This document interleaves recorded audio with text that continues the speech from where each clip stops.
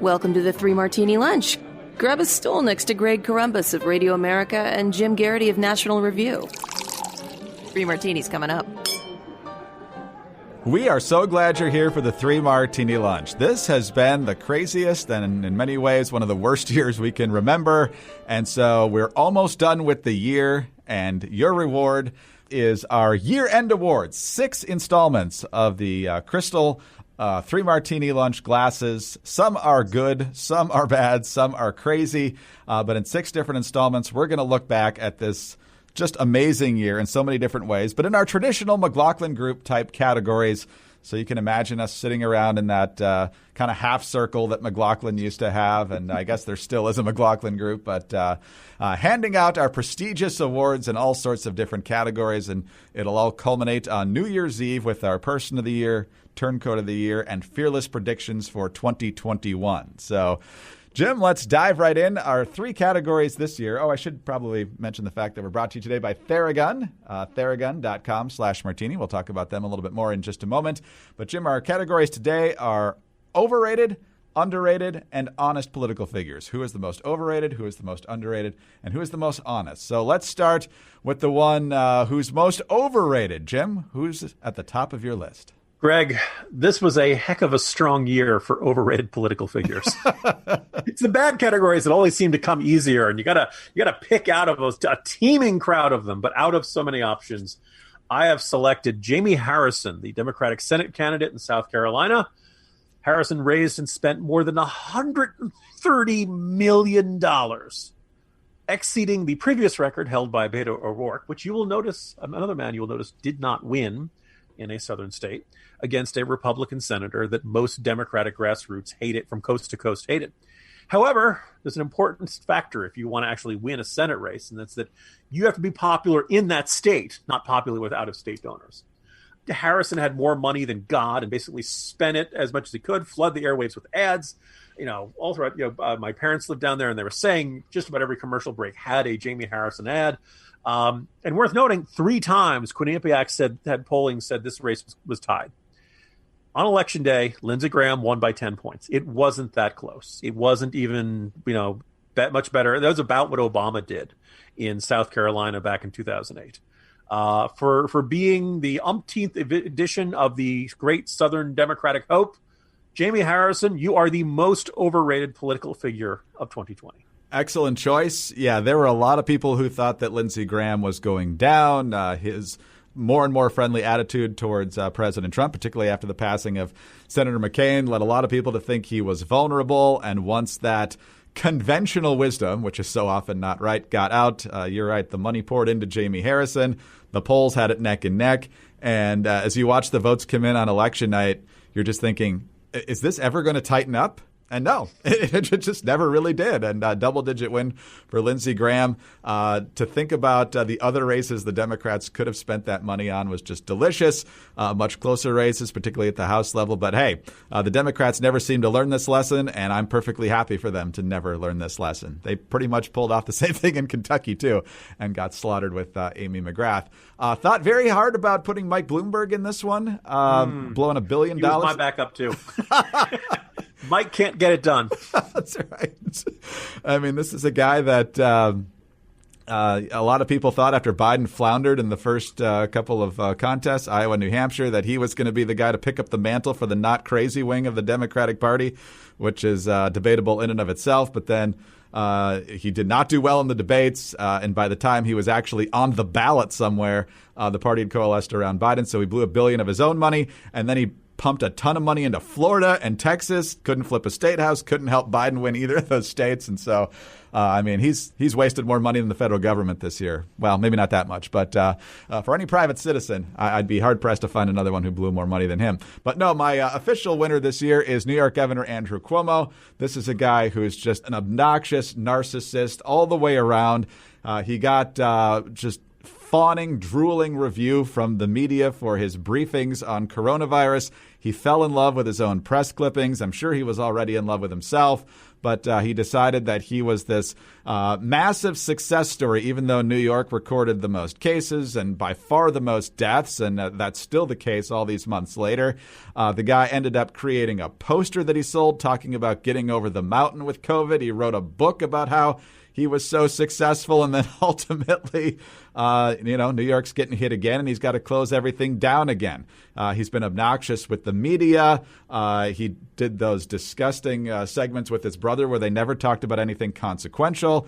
He, of course, now denies that he signed the order that required COVID-positive patients back into nursing homes, even while they were still able to transmit the virus. And that same order forbid the nursing homes and other assisted living centers from even testing those people after they came back. And based on various counts, at least 6,000 to 7,000 and possibly north of 10,000 people died, potentially many of them due to that order and his very slow response and eventually rescinding it. Andrew Cuomo does not have anything close to a impressive record on coronavirus or anything else this year, yet the media just continues to pump him up, basically designed as a contrast against President Trump, and because they decided the lockdown states were more responsible than the non-lockdown states, and so they were comparing him very favorably to the likes of Ron DeSantis down in Florida, who has a much better record on this issue than Cuomo. So of all the fawning, of all the delirious media coverage, the facts speak louder, and Andrew Cuomo is my easy choice for this award. I was going to say, when you started with the Bloomberg description, I was like, who's going to top that? That's. But yeah, Cuomo's up there. In terms of hype to performance, you are correct that Cuomo has the worst ratio of anybody in politics in 2020. That's amazing. Amazing. But, if that stresses you out, hearing, Andrew Cuomo, the guy got a stinking Emmy. The guy won an Emmy for his coronavirus response, for heaven's sake. I mean, talk about the media just being totally in the tank. If this is stressing you out, your muscles are tensing up, get the Theragun. It's definitely the way to go here. And it's not just Andrew Cuomo coverage. I mean, the stress of daily life weighs on all of us. So whether you're an elite athlete or a regular person just trying to get through the day and get through the nonsense the media feeds you, muscle pain and muscle tension is a real thing. We use the Theragun, my wife and I. It's great. It has a lot of different routines. You just plug in which routines you want in your app. It could be for a specific muscle group, or you could spend a couple minutes on a variety of muscle groups for your back, for your neck, for your legs, for your feet. Fantastic stuff. It eases away all the tension. And Jim, this has been a pretty tense year. So that's why we use the Theragun. You should use Theragun, the handheld percussive therapy device that releases your deepest muscle tension using a scientifically calibrated combination of depth, speed, and power. And now it's as quiet as an electric toothbrush. That's because the all-new Gen 4 Theragun has a proprietary brushless motor that is so quiet you will wonder if it's on, while you soothe your aching muscles with Theragun's signature power, amplitude, and effectiveness. So try the Theragun for 30 days. There's no substitute for the Theragun Gen 4, which has an OLED screen, personalized Theragun app, and the quiet and power you need. It starts at just $199, so go to Theragun.com/martini right now and get that Gen 4 Theragun today. That's Theragun.com/martini, Theragun.com/martini. All right, Jim. Again, a very busy year in politics. Election years always are. And then you throw in a pandemic, and there's all sorts of options for many of these awards. We just got through our choices for most overrated political figures of the year. So let's give credit where credit has not been given in many cases this year. Who is your most underrated political figure? This was another one where one name just jumped out at me pretty quickly. And I went with Maine Senator Susan Collins.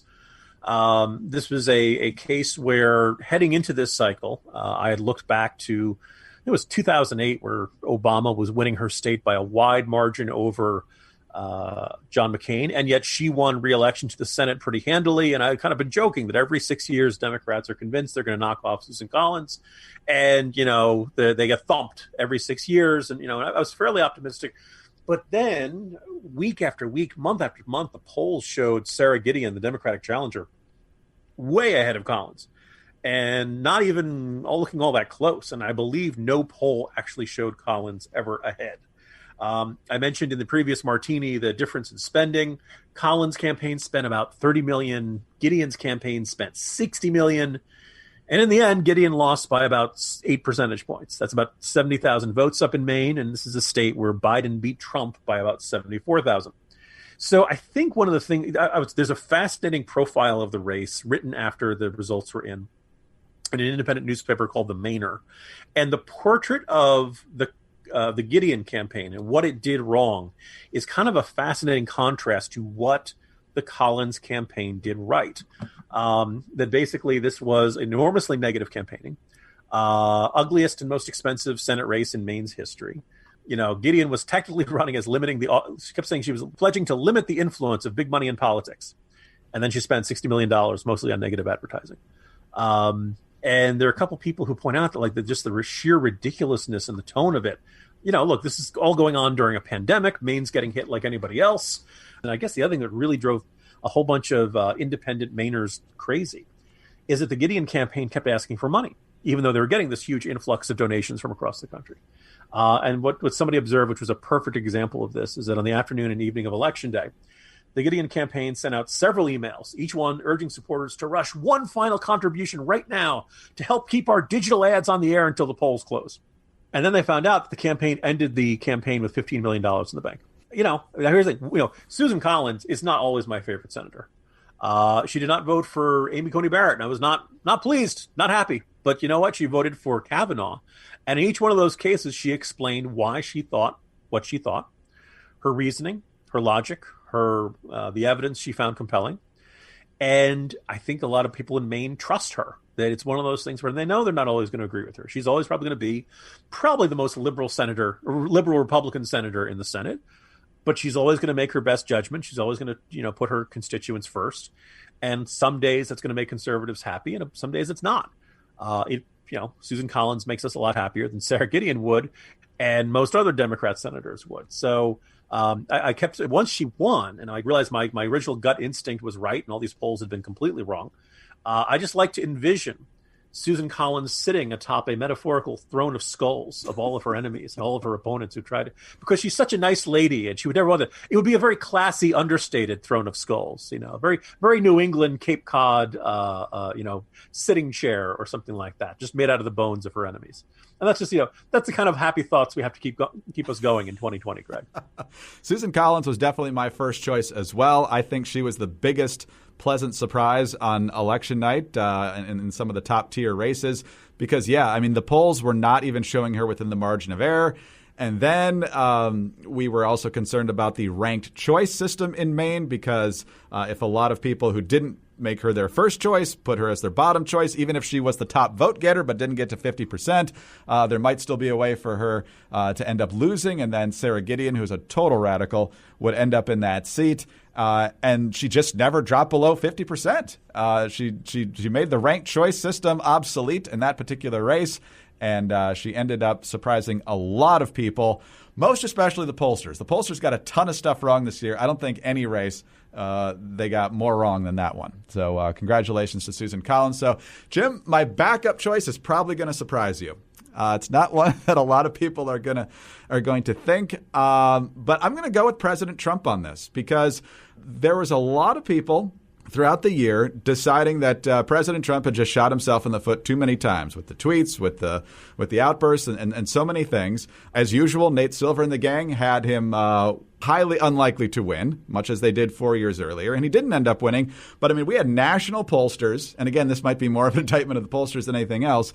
I had Trump down, double digits, 17 points in Wisconsin, 12 to 15 points in Michigan, losing in Florida, losing elsewhere. So maybe it's more an indictment on them and we can find another year-end martini for them.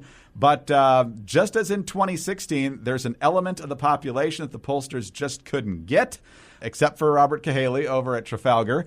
And so this was a surprise, I think, to a lot of people how close it became on election night. And on election night, for several hours there, it looked like President Trump had a very good chance of actually winning re-election, which would have shocked a lot of people. So underrated and understated is usually somebody who doesn't get a lot of attention, but that's certainly not how Trump fits into this category for me. But he's a guy that a lot of people just kind of thought, he's locked in at a certain level of support in these polls. He's not going to get to where he needs to go. And ultimately he didn't, but he got a whole lot closer than most people expected. And so he was able to tap into something that others just can't see. It wasn't enough this time, but it's worth mentioning. Yeah, Greg, that's not a crazy choice. I think one of the things that comes to mind as you're going through that is that Donald Trump, allegedly racist, allegedly sexist, allegedly xenophobic, at least according to the exit polls, improved his standing with every single demographic in the American electorate except straight white men. Kind of fascinating. And his appeal to minorities of every stripe was definitely underestimated heading into this year. So. No, absolutely right. He appealed to especially the Cuban Latino community, but it appears to be across the board in the Latino community. His argument, I think, for law and order helped among a lot of minorities. The First Step Act obviously did. His attacking of Biden's crime bill probably helped in that department. And so he made inroads that we'll see if other Republicans can make, and we'll see what 2024 looks like. But a lot of surprises within what we saw in the electorate in 2020. Hi, I'm Sarah Carter, host of the Sarah Carter Podcast. Everywhere you look these days, we're seeing an aggressive effort to destroy what made America great, tearing down our history, attacking our freedoms, and canceling any person who dares to cross the progressive speech police. We cannot stand by and let this happen. It's time for the silent majority to become the unsilent majority. Join me on the Sarah Carter Podcast. Subscribe at Apple, Spotify, or wherever you get your podcasts. All right, Jim, on to Most Honest. I always joke every year that this is the one with the fewest nominees. So who'd you come up with this year? I did not have a hard time with this, although I think it was the qualities of this figure became crystallized in their clarity in the last couple of weeks. Attorney General William Barr, who has been painted as a partisan hatchet man and the president's henchmen and all kinds of stuff for most of his time as Attorney General. The president spent a lot of time after the election insisting that the election had been stolen or that there were significant amounts of electoral fraud. And then Barr, instructed U.S. attorneys to look into this and that he was going to put no restrictions on their ability to dig into this. But after several weeks, he said he had not seen sufficient evidence of voter fraud to indicate the revolts would or could be reversed. And then just a few weeks later, he added that we learned that Hunter Biden, the son of the president-elect, is under investigation, possibly for tax stuff, possibly for money laundering, possibly for shady foreign connections. And this had begun apparently in spring. And this did not leak during the campaign, or at least not from the Justice Department. Obviously, there was the story of Rudy Giuliani finding the laptop store out in Delaware and all of that. But none of it came from William Barr. William Barr knew the president wanted to, would want that information out there. William Barr knew the president wanted to hear, oh, yes, we see lots and lots of voter fraud. It definitely could be in the realm of tens of thousands of votes and alter the outcome in Georgia and Pennsylvania and Wisconsin and Nevada and Arizona. He didn't do it. And that was this one that takes courage, but secondly, that takes honesty, that takes a willingness to understand you have duties higher than your immediate one to the president. You have a duty to the law. You have a duty to procedure. You have a duty to the truth. Kudos, Attorney General Barr. You have been demonized for the past 2 years, I think in many cases unfairly. And I just hope people line up to apologize, although I'm not going to be holding my breath, Greg. No. My favorite negative moniker for Attorney General Barr was Trump's hand-picked attorney general because, all the other attorneys general were never hand-picked. They just kind of popped up out of nowhere. The president never actually personally selected them. It's amazing. Obama and Bush and Clinton, they picked their attorney generals with their feet. But yes. Oh, the left loved to demonize him. Remember there was the hearing where he wasn't even really allowed to answer the questions. The Democrats, I think it was on a House committee, just kept screaming at him the entire time. Mm-hmm. Very productive hearing that was. Jim, I don't know if I've had this choice before for Most Honest, but as this person exits at least their current job, I'm going to go in that direction. I almost actually made it Robert Cahaley of Trafalgar, but I'm not sure that honesty is exactly the right word there. I think he just did his job better than everybody else. There might be some pollsters out there that kind of had a preconceived conclusion that they wanted, but I'm not sure why, because if you're a pollster, I think accuracy is probably the best way to stay in business. But kudos to Mr. Cahaly, because he saw things clearly that no one else did, even if his ultimate projections were off by a point or two in some of the most critical states. I'm going with Tulsi Gabbard. Tulsi Gabbard is leaving the House. I'm sure she would not have been able to win her Democratic primary for the House this year. She was, of course, a presidential candidate. She beautifully kneecapped Kamala Harris, and unfortunately, Harris is back in the mix only because of the unrest this summer, I'm pretty sure. I don't think she would have been on Biden's list if there hadn't been racial chaos going on throughout the country. But nonetheless, Tulsi Gabbard has not been afraid to speak out against her own party for a long time. And I think that's kind of the litmus test for honesty.